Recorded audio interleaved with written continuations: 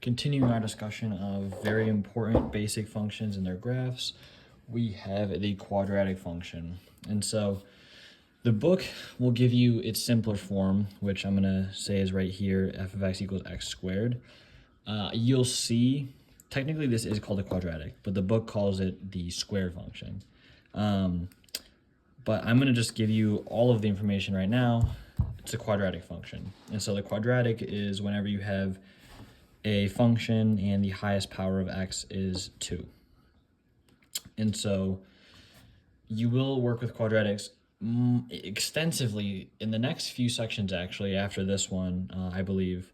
But, I'm just going to present it in the way that you'll see it eventually anyways. The formal word to use is quadratic. The book will tell you this is a square function. It'll only give you this.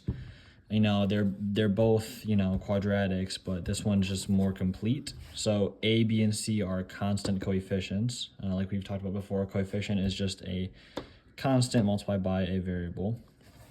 And our note for this one, again, is the independent variable has a maximum power of 2. And so what this is going to look like is this little, I don't know what to call this shape except for the actual name, which is a parabola. So it's just like a little scoop, I guess. Little half oval, but yeah, this is a parabola. We have a bottom point down here called a vertex, and I am taking these videos a little bit simpler with these basic function graph videos because I forget that this is just an introduction to what these graphs look like visually, and that's pretty much it. You'll explore more of the actual properties of these graphs in the later, weeks of the class, but for now, we're just going to look at some basic properties of it and not get too in depth in it because we're going to get back into it again later. So it looks like this. This shape is called a parabola. This one would be considered upward opening. And so just like before, we want to find the domain and range of these functions. A parabola, depending on which way it opens, because it can open up, right, down, or left, but for this case, it's opening up, and we'll say that it's at 0 right here, at least in the y. So right now it is at, this vertex is at 0, 0. And so we're going to make it very easy on ourselves and say that this has a vertex at the origin. So the domain, again, is all the values that this function can take in the x. So, oops, this doesn't look like an arrow, but it might not be very, easy to see, but this edge of it, this half of the parabola, will continue to go on forever in this direction.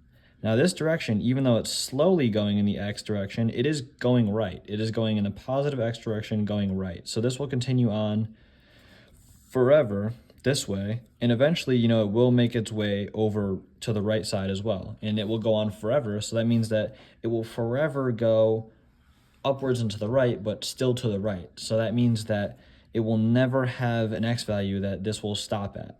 And so our rightmost bound is infinity because it goes on for infinity. And the same logic can be applied over here. This goes on forever up and to the left. So negative infinity is our bound for the x values and going to the left side.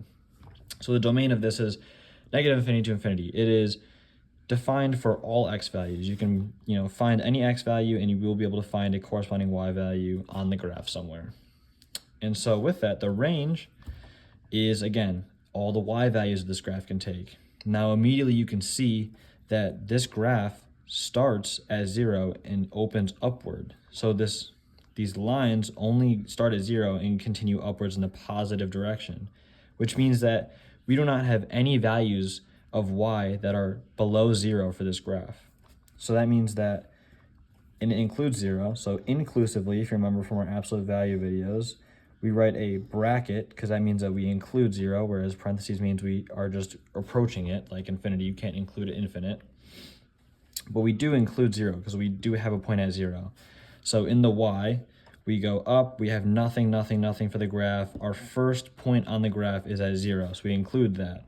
However, as we continue to go up, our graph will also continue to go up for infinity. So, as indicated by these arrows, our range is from 0 to infinity. We'll continue to go up in the y forever, and then also continue to go right and left in the x forever. So it's domain is negative infinity to infinity, range is 0 to infinity. And then over here, our next function is the cubic function. It takes the form f of x equals, I put an a there, but it is more complete when you have an a, because a can be 1 or a can be another number. But a is a constant coefficient. Your book will just have x cubed. I like to have the a there because, again, it makes it more complete. It makes it more technical. Regardless, it has the form, something, a coefficient, x cubed. And this is denoted, a visual representation right here. We have the independent variable has a maximum power of 3, just as in another important side note. But our graph is going to look like this. So this is the general shape of a cubic function.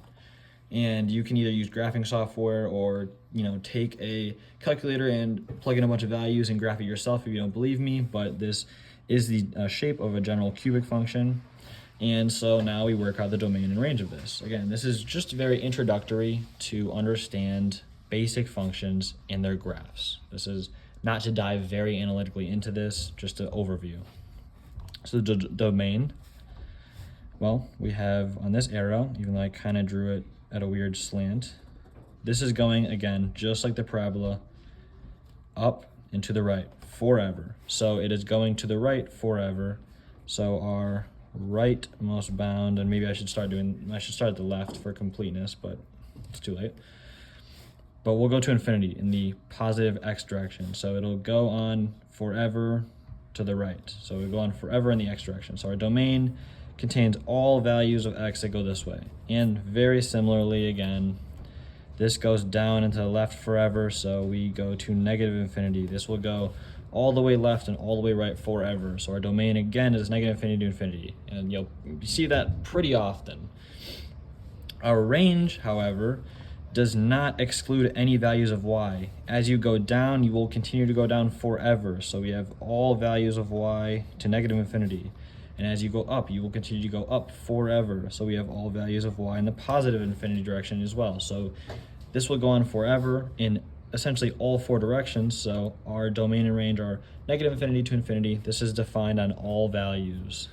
Okay, so if you have any questions, leave a comment. And if you found this helpful, you should like and subscribe.